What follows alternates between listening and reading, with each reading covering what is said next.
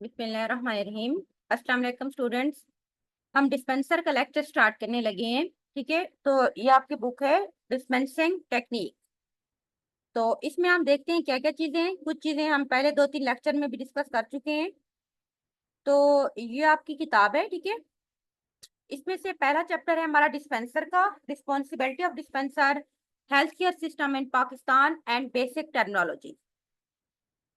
तो इसमें से dispenser, responsibility of dispenser, health care system, ये जो पहले मैंने आपको 4 लेक्चर सेंड किए ना, ठीक है, ये उसमें सारा कवर हो रहा है।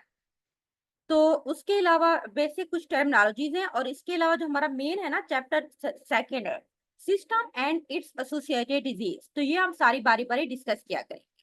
ठीक है, तो इसमें हम देखते हैं कि पहला इंट्रोडक्शन डिस्पेंसर का, बेटा ये फर्स्ट लेक्चर में हो गया है, रिस्पॉन्सिबिलिटी ऑफ डिस्पेंसर। ठीक है, ये भी मैंने सेकंड लेक्चर में आपको सारा एक्सप्लेन कर दिया था। हेल्थ केयर इन सिस्टम, ये भी इंपॉर्टेंट है, और ये भी अगले आपको मेरे ख्याल में 4 या 5 लेक्चर मैंने पहले सेंड किया हुए हैं। तो ये उसमें सारा जो है ना कवर हो जाएगा। डीएचक्यू, टीएचक्यू हॉस्पिटल, ये सारा प्राइवेट सेक्शन, ठीक है, हेल्थ केयर सिस्टम पाकिस्तान के अंदर।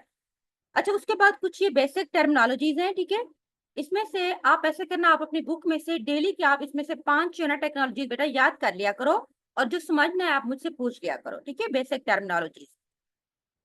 तो हम जो है ना आज सेकंड चैप्टर स्टार्ट करते हैं। इसमें से आप डेली की 5 पढ़ लिया करो। ठीक है, तो उसमें से अगर आपको कोई प्रॉब्लम हो तो आप मुझे मैसेज कर दिया करो, मैं आपको एक्सप्लेन कर। तो आज हम स्टार्ट करते हैं सेकंड चैप्टर। ये हमारा है कि system and it's associated disease कौन कौन सी। तो इसमें हम देखते हैं कि पहला हमारे पास सिस्टम मीन, जिस तरह हमारे बॉडी की सिस्टम है ना, रिस्पिरेटरी सिस्टम की हम बात करते हैं पहले नंबर पे। हमें पता है कि रिस्पिरेटरी सिस्टम क्या होता है, जिसमें एक्सचेंज ऑफ गैसेज होता है, यानी कि ऑक्सीजन जो होती है और कार्बन डाइऑक्साइड, दो गैसेज। सो वो कहते हैं कि रिस्पिरेटरी सिस्टम एक कम्प्लेक्स सिस्टम होता है जिसमें एक्सचेंज ऑफ गैसेज के लिए जो रिस्पॉन्सिबल है, और गैसेज कौन सी, oxygen and carbon dioxide, between the body and environment. Exchange कहाँ होता है, हमारी बॉडी और इन्वायरमेंट के दौरान। अब जिस तरह से इन्वायरमेंट से ऑक्सीजन हमारी बॉडी के अंदर जाती है ना बेटा, और हमारी बॉडी के अंदर जो कार्बन डाइऑक्साइड होती है वो बाहर हम उसको एक्सपेल करते हैं इन्वायरमेंट के अंदर। वेटल सिस्टम जो होती है ये बेसिकली इस बात को इंश्योर करता है कि जो ऑक्सीजन हम इनटेक करें वो रिक्वायर्ड होती है फॉर सेलुलर फंक्शन, हमारी बॉडी के मुख्तलिफ सेल के लिए, and eliminate carbon dioxide as a bio product of metabolism, के तौर पे कार्बन डाइऑक्साइड को हमारी बॉडी से बाहर रिमूव किया जाता है। अच्छा, उसके बाद हमें पता है कि रिस्पिरेटरी सिस्टम के कुछ की कंपोनेंट्स होते हैं बेटा, जिसमें एक आ जाता है नोज, ठीक है, फेरनेक्स, उसके बाद लैरनेक्स नीचे जिसको वाइल बॉक्स भी कहते हैं, ट्रैकिया जो सांस की नाली होती है, ब्रोंकाई आगे फर्दर छोटी नालियां, और लंग्स जो होती है वो इसके पार्ट्स हैं। अब कॉमन रिस्पिरेटरी सिस्टम के अंदर जो डिजीज है वो हमारे पास है नमूनिया। नमूनिया हमें पता है ना लंग्स की डिजीज है बेसिकली। ये देखो, ये आप देख सकते हैं बेटा, ये नॉर्मल लंग्स है, और ये जिसमें नमूनिया हुआ चुका है, इसलिए देखें यहाँ पे सारी जो बेसिकली है ना उनमें इन्फ्लेमेशन वगैरह हुई पड़ी हुई है। अब इसमें क्या है, pneumonia is inflammatory condition. Inflammatory mean जिसमें इन्फ्लेमेशन हो जाती है हमारे लंग्स के अंदर, that primary effect air sacs known as alveoli. Alveoli ये जो छोटी छोटी सांस की नालियां होती है, ईयर सैक्स होती हैं, इसमें बेसिकली इन्फ्लेमेशन होती है। एल्वुलाई में बी फिल्ड विद पस, उनमें पस मीन जिस तरह से जख्म होता है ना, पस बन जाता है, वो उसमें फिल हो जाता है, या कोई भी लिक्विड लीडिंग टू सिम्टम, जिसकी वजह से साथ साथ क्या होती है बेटा, कफ होना शुरू हो जाती है, स्पोटम मीन साथ बगलम आता है, फीवर बुखार हो जाता है, चिल सर्दी लगना शुरू हो जाती है, एंड डिफिकल्टी ब्रीथिंग, और सांस लेने में हमें मुश्किल फील होती है। उसके बाद कॉजेज क्या है, ये किस वजह से नमोनिया की बीमारी होती है। बैक्टीरिया की वजह से हो सकती है बेटा, वायरल इंफेक्शन की वजह से हो सकती है, या फंगल इंफेक्शन भी हो सकता है। एस्पायरेशन ऑफ फ्लूइड या इनहेलेशन ऑफ इरिटेंट में आल्सो कंट्रीब्यूट। समटाइम ये होता है ना कि एस्पायरेशन ऑफ फ्लूइड का मतलब है अंदर कोई ट्यूब्स वगैरह इंसर्ट करके ना फ्लूइड्स को बाहर निकाला जाता है, या इनहेलेशन इरिटेंट यानी कि कोई इस तरह के या जो ड्रॉप्स वगैरह होती है ना, जिस तरह न्यूबुलाइजर में डाल के उनको इनहेल किया जाता है, तो उससे आगे हमारे लंग्स के ऊपर इफेक्ट होता है, तो ये भी इसकी काजेज है। अच्छा, उसके बाद है डायग्नोसिस एंड ट्रीटमेंट। डायग्नोसिस के लिए आपने बेसिकली डॉक्टर के पास जाते हैं, वो आपकी अलामत चेक करता है, फिजिकली तौर पर आपका एग्जामिनेशन करता है, ठीक है, और साथ साथ वो कुछ चेस्ट रे का एक्सरेज वगैरह करता है, जिसको हम इमेजिंग स्टडी कहते हैं। ट्रीटमेंट जो कि अगर हम बात करते हैं, तो ट्रीटमेंट जो होती है ना वो डिपेंड करती है काज के ऊपर, ठीक है, यानी कि अमोनिया की क्या काज हो सकती है। एक हमारे पास है बैक्टीरियल नमोनिया। अब बैक्टीरियल निमोनिया में क्या होता है कि antibiotic are use to treat the bacterial infection. अगर तो बैक्टीरिया की वजह से तो जाहिर सी बात है हम एंटीबायोटिक देंगे जो कि बैक्टीरिया को प्रॉपर ट्रीट करेंगे। उसके बाद है वायरल निमोनिया। अब इस वायरस की वजह से जो होगा तो हम एंटीवायरल मेडिकेशन देंगे, ठीक है। उसके बाद फंगल निमोनिया अगर होगा तो हम एंटी फंगल मेडिकेशन देंगे। तो आपने हर एक डिजीज का जो जो चीजें याद रखनी बेटा, डिजीज की डेफिनेशन, उस डिजीज की काज क्या है, ठीक है, डिजीज की डायग्नोज, उसको ट्रीटमेंट आपने किस तरीके से करना है। तो ये हमारे पास पहले बीमारी थी रिस्पिरेटरी सिस्टम की, निमोनिया। नेक्स्ट हमारे पास डिजीज है जिसको हम कहते हैं COAD भी बेटा कहते हैं, या इसको COPD भी कहते हैं, ठीक है, क्रोनिक ऑब्स्ट्रक्टिव एयरवे डिजीज, या हम इसको क्रोनिक ऑब्स्ट्रक्टिव पल्मोनरी डिजीज भी कहते हैं, COPD या COAD।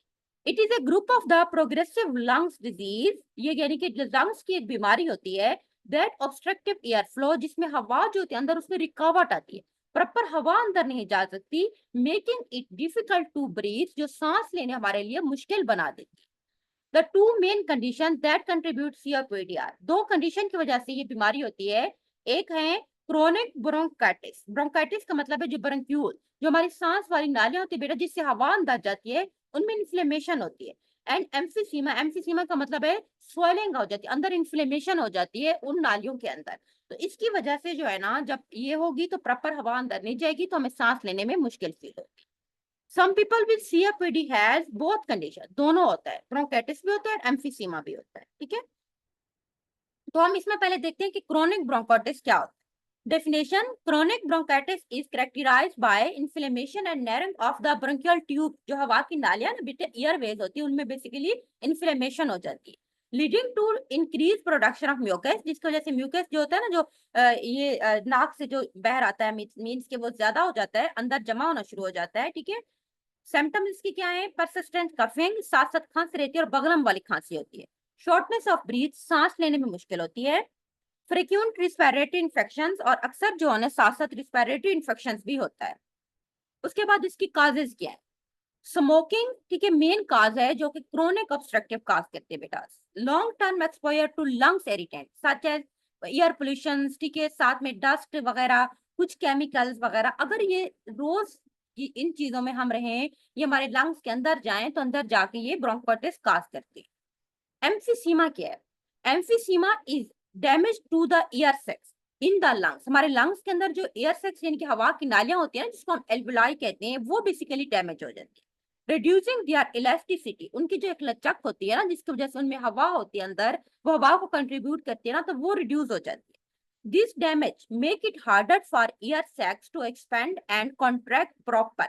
अब इसकी वजह से क्या होता है कि जब वो नालियां डैमेज हो जाएंगी तो प्रॉपर हवा की जो नालियां ना तो वो बेटा एक्सपेंड हो जाएंगी, ना वो सुकर सकती है, ना वो फैल सकती हैं, leading to difficulty in exhaling, जिसकी वजह से हमें सांस लेने में मुश्किल होता है, ठीक है, अंदर हवा को लाने और हवा को बाहर जाने में, उसको एक्सहेल करने में हमें डिफिकल्टी फील होती है।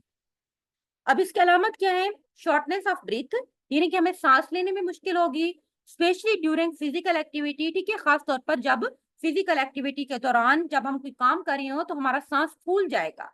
क्रोनिक कफ, दमी खांसी हो जाएगी, स्टेग, थकावट होगी, ठीक है। उसके बाद इसकी काज क्या है, like chronic bronchitis, smoking is a primary cause of emphysema, पर स्मोकिंग भी इसकी जो है ना मेन काज है। इसमें क्या होता है कि सेकंड इसमें ये है बेटा जेनेटिक डेफिशिएंसी ऑफ प्रोटीन, जिसको हम अल्फा 1 एंटीट्रिप्सिन कहते हैं, जो होती है ना, तो उसकी पैदाइशी तौर पर जेनेटिकली कुछ लोगों में कमी होती है, that contribute to develop emphysema, जिसकी वजह से एम्फीसीमा होती है और सांस का मसला होता है। रिस्क फैक्टर ऑफ COPD, ये कुछ लिखे हुए हैं बेटा, इसमें हमारे पास स्मोकिंग है, ठीक है, लंग इरिटेंट यानी कि कोई केमिकल्स वगैरह, फ्यूम्स, इस तरह के कोई डस्ट अंदर जा रहे हैं, फैमिली हिस्ट्री भी एक इसका मेन काज है, ठीक है, COPD का, अंदर जीन्स में बेसिकली प्रॉब्लम होती है जिसकी वजह से सांस की नालियां जो होती है वो इन्फ्लेम्ड होती है।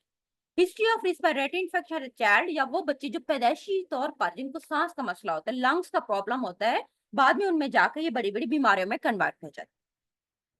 अच्छा, नेक्स्ट हमारे पास है COPD मैनेजमेंट एंड ट्रीटमेंट, हमने उसको किस तरह से मैनेज करना है बेटा, और हमने उसको ट्रीट कैसे करना है।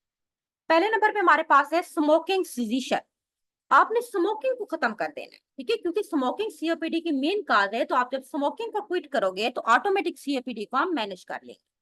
मेडिकेशंस देनी है, जिस तरह से हम ब्रोंकोडायलेटर देते हैं जो सांस की नालियों को जाके ओपन कर दें, क्योंकि वो इन्फ्लेम हो चुकी होती है ना, सिकुड़ चुकी होती है, तो हमने उनको ओपन करवाना है। एंटी इन्फ्लेमेटरी मेडिकेशंस देनी है ताकि हम इन्फ्लेमेशन को रिड्यूस करवा सकें। ऑक्सीजन थेरापी अगर सीवियर केसेस होती हैं, आजकल जदीद है कि ऑक्सीजन डायरेक्ट पेशेंट को लगा दी जाती है, ठीक है। उसके बाद है पल्मोनरी रिहेबिलिटेशन एक्सरसाइज प्रोग्राम होते हैं, सेंटर होते हैं ना जहाँ पे पेशेंट जाते हैं, उसको डेली थोड़ी बहुत एक्सरसाइज करवाई जाती है, उसको एजुकेट किया जाता है कि वो अपनी सिम्टम को जो है ना इम्प्रूव कर सके। उसके बाद वैक्सीनेशन, कुछ दी वैक्सीनेशन करवाई जाती है जिस तरह इन्फ्लुएंजा, ठीक है, या निमोनिया वैक्सीनेशन वगैरह होती हैं, ये भी रिकमेंडेड किया जाता है सीओपीडी की सिम्टम को ज्यादा वर्स होने से प्रिवेंट करने। तो ये इसकी मैनेजमेंट और ट्रीटमेंट है। नेक्स्ट हमारे पास है बेटा इसकी प्रिवेंशन, हमने इसको किस तरह से प्रिवेंट करना है। स्मोकिंग अवॉइडेंस, स्मोकिंग से रोकना है, ठीक है, जितना ज्यादा तंबाकू से प्रिवेंट करेंगे उतना ज्यादा हम इसको अच्छे से ट्रीट कर सकते हैं। उसके बाद हमारे पास है बेटा एनवायरमेंटल प्रोटेक्शन, हम अपने एनवायरमेंट को सही करना है, यानी कि जो रिस्क फैक्टर फ्यूम्स डस्ट चीजें ये हमारे एनवायरमेंट में होती है ना, जब हमने अपने माहौल से इन चीजों को क्लियर कर देना है तो ऑटोमेटिक हम इस बीमारी को जो है ना मैनेज कर लेंगे।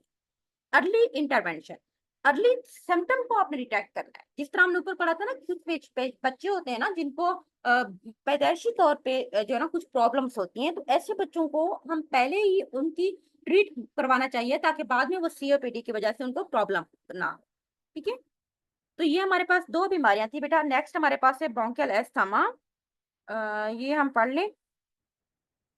आगे टीबी रह गया है दो, और नेक्स्ट हमारे पास है रिस्पिरेटरी फेलियर तीन, और बस ये तीन रह गई हैं। तो इसमें से हम ऐसा करते हैं, आज हमने इसमें से पढ़ी थी, ठीक है, तीन डिस्कस किए, नेक्स्ट टाइम हम इसको करेंगे। आज के लिए हमारे पास आपने जो जो डिजीज याद रखने बेटा, एक नमोनिया, दूसरी हमने सीओपीडी पढ़ी थी। सीओपीडी के अंदर हमने फर्दर जो है ना दो बीमारियां डिस्कस की हैं, एक आपको क्रोनिक ब्रोंकाइटिस और एम्फीसीमा, ठीक है, ये दोनों भी आपको आने चाहिए। क्रोनिक ब्रोंकाइटिस और एम्फीसीमा मतलब एक हमारे पास हो गई थी नमूनिया, एक सीओपीडी हमारे पास आप ब्रोंकियल ये वाली है क्रोनिक ब्रोंकाइटिस, तीसरे नंबर पे एम्फीसीमा, ठीक है, और चौथे नंबर पे वही सीओपीडी, यानी कि चार बीमारियां हैं बेसिकली, दो हमने पढ़ी हैं और उसमें से दो हमने वो वाले डिस्कस, ठीक है। तो ब्रोंकियल अस्थमा और ये तीन डिजीज रह गए, ये हम नेक्स्ट लेक्चर में डिस्कस करेंगे। आज के लिए इतना ही काफी है। अल्लाह हाफिज।